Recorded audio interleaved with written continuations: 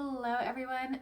So I have another message that came up. So I've been really hooked on this show called Once Upon a Time. I think it originally aired on ABC, but now I'm watching it on Disney Plus. And the thing about Disney Plus, I'm going through Disney Plus, and I see movies that you don't want your children to watch. And I'm like, isn't Disney a family company? But they have like Black Snake Moon and movies like that, and I'm like, I don't even want to watch that movie, you know? And I was like, dang, like that. I guess, Disney is no longer a family company. They're just anyway. So I'm watching in Once Upon a Time last night, and Mr. Gold said something. The Rumpelstiltskin. He said, "Control your journey and lose your fear." And right when he said that, I got a ringing in my right ear, and I immediately stopped the video, because when that happens, that's spirit saying, "Hold on, pay attention." So I stopped the video, and when the ringing was done, I backed up a little bit and I watched, and he said, that's when he said, control your journey and control your fear. And I was like, because I always felt like you don't want to control, release, you want to surrender, you just want to let it go to God. But then when I started thinking about it, I was like, yeah, control your journey, lose the fear. Because the control that you feel is from your ego, having to control everything out of fear. But this control that he's talking about has nothing to do with your ego. It's about not only controlling your ego, but controlling the journey. We talk about being grounded and planting our feet on the ground, right? That is a sense of control, preventing ourselves from floating away into the ethos, right? Into the cosmos. To prevent us from floating away with our spirituality.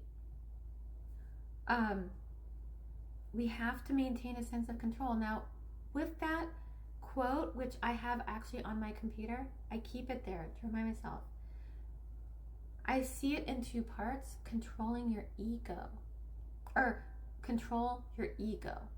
Where your ego has been controlling yourself this whole time, it's time to turn the tables. You control your ego. That's what you do when you remain present. That's what you do when you heal your past trauma. You're controlling your ego. Now, when you heal your past trauma, does that prevent any future trauma from coming in? No. You still continue to get confronted with negativity and with triggers. And it's up to you to control your ego from coming in and taking over. Controlling your journey. Okay? And by doing that, you lose fear. When you lose the fear, that's your ego losing control. So you control your journey, you lose the fear. On the second part, controlling your journey and losing your fear. To me, this is taking inspired action. This is taking initiative. Yes, my love. Why is it bleeding? I don't know. It's moving forward. Okay? Despite fear, despite hesitation, despite anything. I play this game from Legend of Zelda called the Twilight Princess. And Link, so in the game, Link has this, it's like a crystal embedded into his head.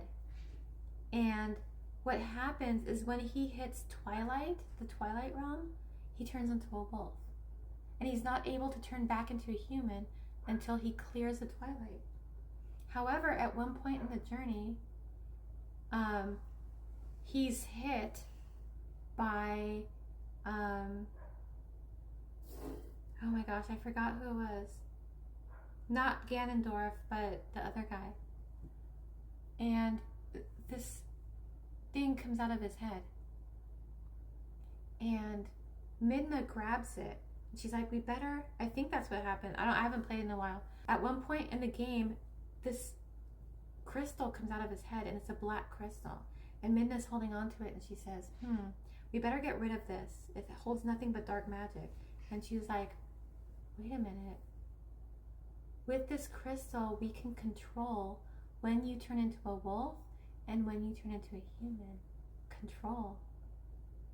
Holding on to that scent, that crystal.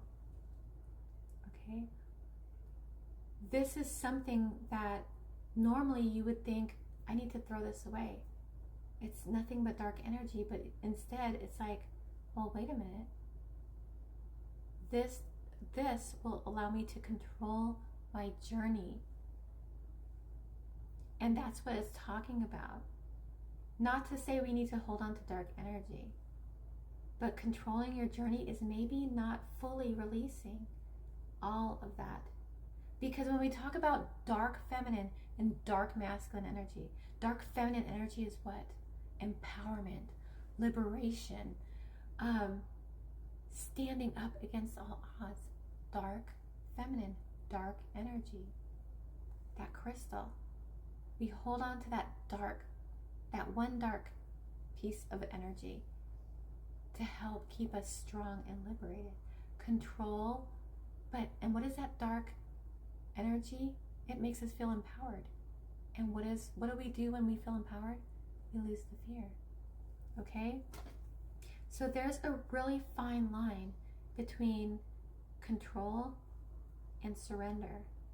There's that fine line you need to, when they say release, they're not talking about, when they say release control, they're talking about your egoic control, taking the control from your ego and saying, you know what, ego, I'm taking this crystal, I'm taking this control back. We'll use the black one. I'm taking this control back from you. So you never completely lose control, do you? You're just taking it back.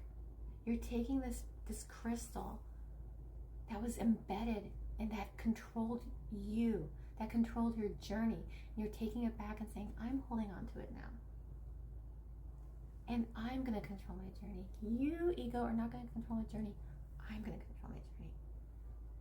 Okay, and in controlling this, I now not only control my journey, but I control you, ego. Okay? So I thought that was really interesting. I wanted to share it. And so I hope you guys enjoyed it. Thank you guys so much for watching. And I will see you guys next time.